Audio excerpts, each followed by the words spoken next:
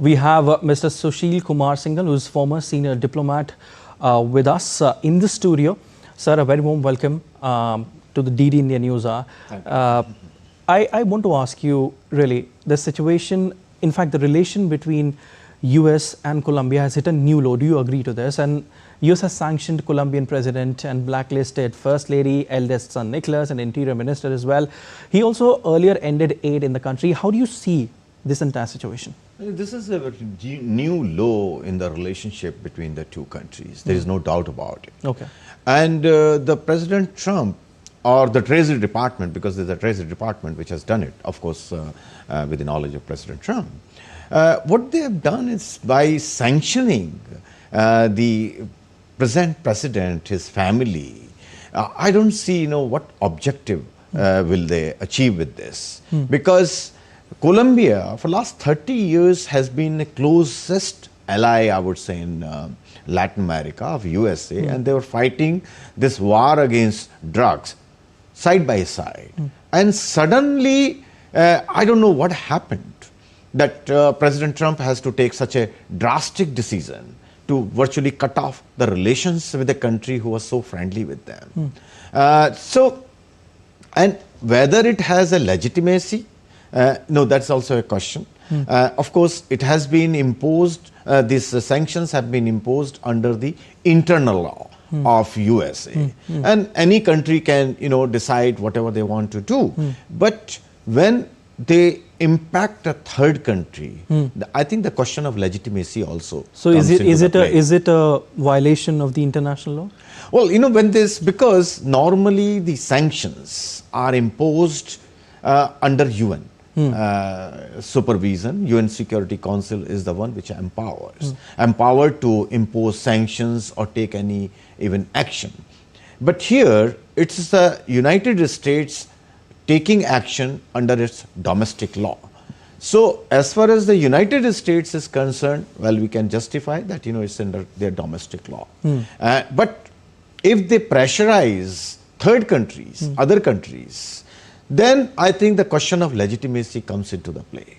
I think there's a big question mark when we call it legitimate, because then what it seems to will be that, the USA is taking over the role of the international institutions, and whether the issues which has been being raised by USA, are they legitimate? Because somebody has to certify, has to say that, what the USA is feeling or doing is correct, because there are alleged violations. They're saying that, they are not cooperating in the war against the drugs, and there is a cocaine protection which is going on there.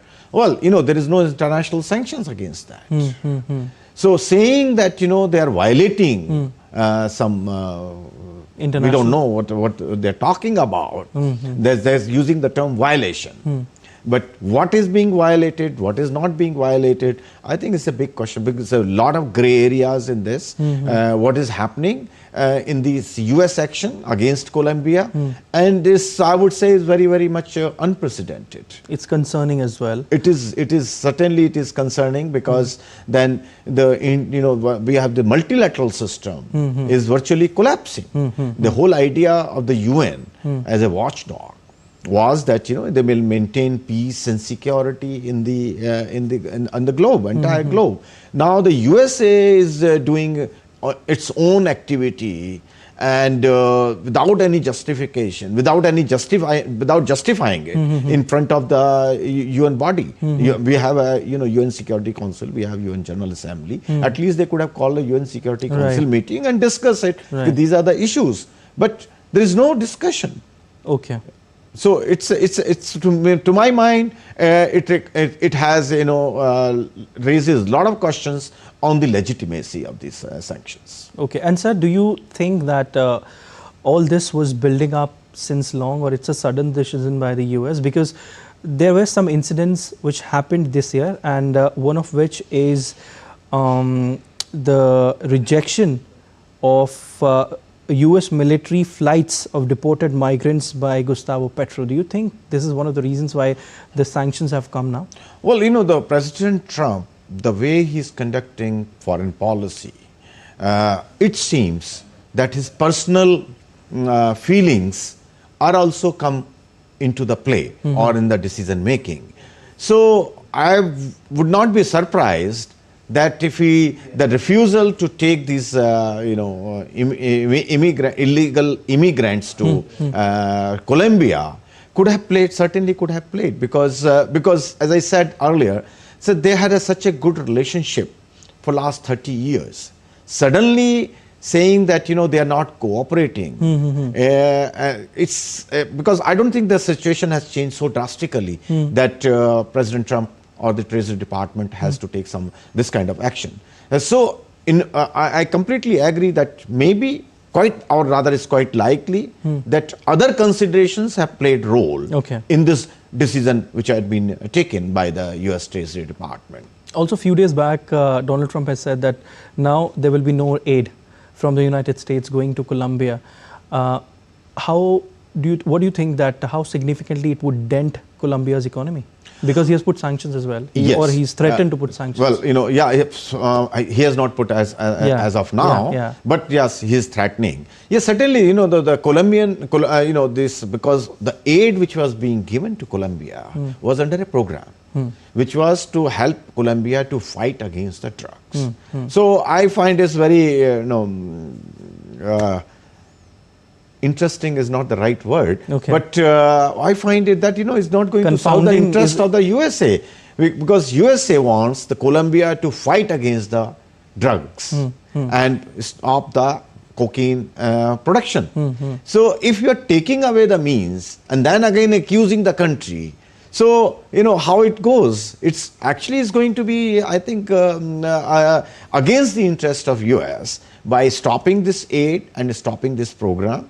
They could have, pressurized to take more action by maybe, encouraging different means, maybe giving them defense advisors, or maybe the drug enforcement agencies advisors to help them to fight against this menace of the drugs or cocaine. But by imposing sanctions and stopping aid, I think is not going to serve the interest of USA. Of course, Colombia will also get affected, because economy will get affected, certainly, because there was substantial aid was being given. And it will, again, I will reiterate that, this stoppage of aid, assistance to Colombia will make a dent negatively in the fight against drugs, which President Trump is trying to do. Okay, we also saw some visuals, a while back. Protesters there in Colombia are supporting Gustavo Petro, saying he's not a bad guy. If you remember, a few days back, Donald Trump has said that Gustavo Petro is a thug. He is a bad guy and illegal drug trafficker. So with all these things, what do you think now the action could be from Gustavo Petro's side? Well, Gustavo Petro... Because he also said that he will take a legal action against Donald Trump. Well, I don't know what kind of he can go to ICJ. That is the only action I think he can take, because he cannot go to the US courts. And he said that he will go to the US courts. Yeah, but I don't see, how we can go to the US court. It will be very difficult to, this will be a question of jurisdiction. But I think he might have said in the heat of the moment that he will take action. So any legal action, if you want to take, he has to go to the ICJ, in my view, not in the US courts. It will be very difficult for them to go to the US court to get the jurisdiction. But I think the kind of support he's getting, it clearly indicates that he's popular in the country. Definitely. And claiming that he's a thug and all, or the drug lord, but no evidence has been produced. Definitely. We have a positive time. Very quickly, I want to ask you one thing, that as far as the strikes are concerned, and we have seen the latest strikes, there have been 9 strikes killing somewhere around 37 people. When it comes to Venezuela, the strikes have been conducted in the Caribbean and the Pacific side of South America. When you talk about the strikes, near Venezuela, what are we looking at exactly from the Trump's perspective? Well, President Trump feels that, I think the idea is that any access or any ingress or outgress is to be stopped. Whether they are really, carrying drugs, this is a big question mark. Okay. And again, it's a question of legitimacy, because it's ultimately a military action against a third country. Yeah. And that under UN Charter, it can be undertaken only in two situations. One is in the self-defense, Article 51. And second is if the UN Security Council authorizes. Okay. So there is a big question of legitimacy on this, because by saying that we are fighting against the drugs with no evidence, even after attack, I don't think they have produced any evidence that they were really carrying drugs. All right. So it's just one word from their side. Definitely, so certainly it's a developing situation, and we will have to wait and see what will happen next. But thank you so much, sir, for joining in on DD India News Hour.